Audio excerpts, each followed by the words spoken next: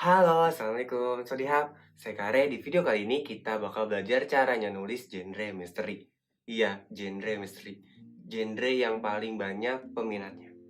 Udah jelas lah ya, kalau ngomongin genre misteri berarti menakutkan, menyeramkan, kaget, dan lain sebagainya. Tapi sebelum masuk ke materinya, sebelum masuk ke tipsnya, sebelum kita belajar, jangan lupa subscribe. Sekarang. Terima kasih. Untuk materinya, untuk videonya, ayo kita mulai.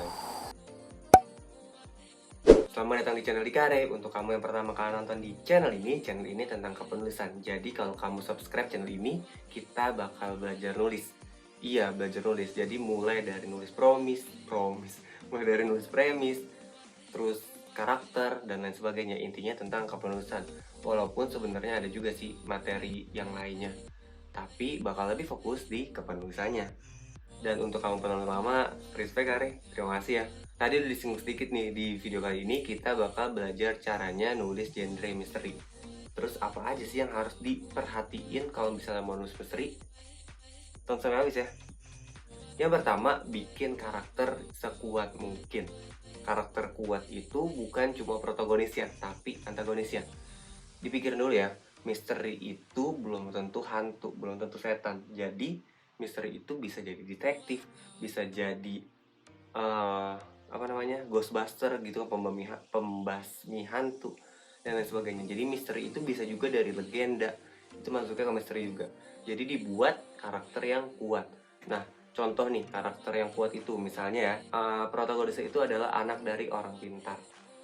Nah, orang pintar ini ngasih tuh apa namanya, keturunan apa sih namanya, kekuatannya itu turun menurun gitu maksudnya ke anaknya. Berarti kan anaknya ini yang tadinya nggak suka kayak gitu-gitu, tapi ternyata diturunin ke ilmunya. Ngomongnya budi banget, diturunin ilmunya ke anaknya, dan si anaknya itu berarti kan bakalan bisa, maksudnya bakalan punya ilmu sama kayak ayahnya misalnya ya. Berarti kan itu kan udah kuat banget. Nah, itu protagonisnya. Nah, antagonisnya siapa? Antagonisnya bisa dari makhluk astral misalnya, bisa dari ya kamu paham lah ya. Kalau misalnya ngomongin antagonis di film misteri atau di buku misteri itu kayak gimana dan siapa. Jadi bikin tujuan dari protagonis ini kuat buat maju ke depan, tapi tujuan dari antagonisnya juga kuat maju ke depan.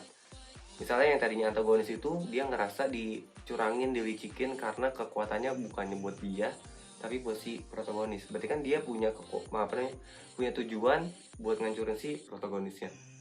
Itu misalnya ya, tergantung dari cerita kamu. Intinya harus bikin dua karakter yang kuat, protagonis dan antagonis. Yang kedua adalah cari referensi sebanyak mungkin. Kalau ngomongin misteri Indonesia rajanya, mulai dari yang serem banget, mulai dari yang pakai logika, Indonesia adalah juaranya. Beda sama Hollywood atau beda sama film-film barat atau buku-buku barat, biasanya kalau nulisnya genrenya misteri atau filmnya genrenya misteri, hantunya itu nggak ada di framing, nggak ada di dalam bingkai filmnya, tapi adanya di luar. Jadi adanya di luar bingkai. Nah, dari dua referensi itu aja udah beda banget karakteristiknya. Kalau yang film barat itu seremnya dari luar, kalau di Indonesia setannya diliatin di layarnya. Semakin banyak referensi, semakin banyak juga ide yang bisa diambil buat cerita kamu. Baik lagi, misterinya itu maunya di mana? Misterinya bisa di hantu, bisa di teka-teki, bisa di orang hilang, misalnya tersesat, dan lain sebagainya. Jadi tergantung dari cerita kamunya. Karena cerita misteri, baik lagi, bukan cuma hantu. Right? Yang ketiga, udah pasti nih, bikin cerita yang nggak ketebak. Maksudnya nggak ketebak di endingnya. Namanya juga misteri ya. Kok anggap nih, film Scooby-Doo, udah jelas banget misteri. Semua orang nonton deh kayaknya Scooby-Doo, mulai dari anak kecil sampai orang dewasa. Scooby-Doo ceritanya ya, ada sekelompok orang nyari siapa pelakunya atau siapa hantunya yang ngerusak bisnis orang, tempat, dan lain sebagainya.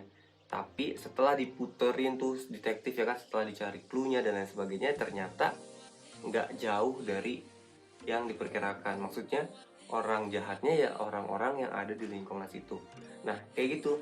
Tapi kan kalau Scooby-Doo kan ketebak ya, karena emang alur Scooby-Doo selalu kayak gitu. Berarti kalau kamu bikin cerita misteri jangan kayak Scooby-Doo. Masa ceritanya setiap hari, setiap episode sama, nyari hantu, ternyata hantunya orang dalam juga. Nah, jangan bikin kayak Scooby-Doo, bikin cerita yang gak ketebak. Gimana caranya? Balik lagi ke penulisan kamu. Gimana konsep kamu, gimana alur ceritanya, dan lain sebagainya. Intinya, ceritanya jangan ketebak.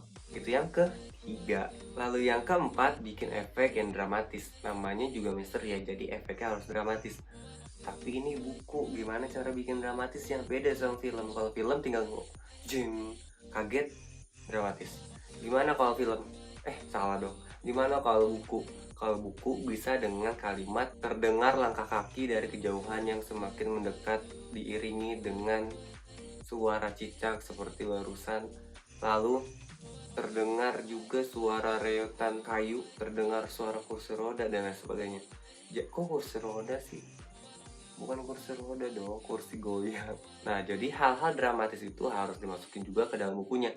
Sama aja, kalau film itu detail lokasinya dijelasin, di buku juga detail lokasinya dijelasin. Kalau misalnya adegannya di rumah sakit, nah di rumah sakit itu kan nggak cuma jalanan, nggak cuma koridor, nggak cuma kamar. Ada hand sanitizer, ada tanaman, ada angin kencang misalnya, jam 10 malam misalnya. Jadi dijelasin juga latar dan settingnya, supaya efek dramatisnya makin berasa. Kita recap ya, tadi ada 4 tips nulis cerita horor. Yang pertama adalah buat karakter yang kuat, mulai dari protagonisnya dan antagonisnya. Yang kedua, perbanyak referensi. Yang ketiga, bikin cerita yang gak ketebak. Dan yang keempat adalah tambahin efek yang dramatis. Ingat nih, 4 ini aja udah bisa bikin cerita horor kamu, cerita misteri kamu seserem tangisan bayi saat malam kayak gini. Canda bayi. Intinya 4 ini aja nih, pokoknya 4. Kalau misalnya ada pertanyaan silahkan tulis di kolom komentar. Kalau mau request juga boleh tulis di kolom komentar, nanti bakal dibikinin. Terima kasih sudah nyimak, cukup sekian, bye-bye.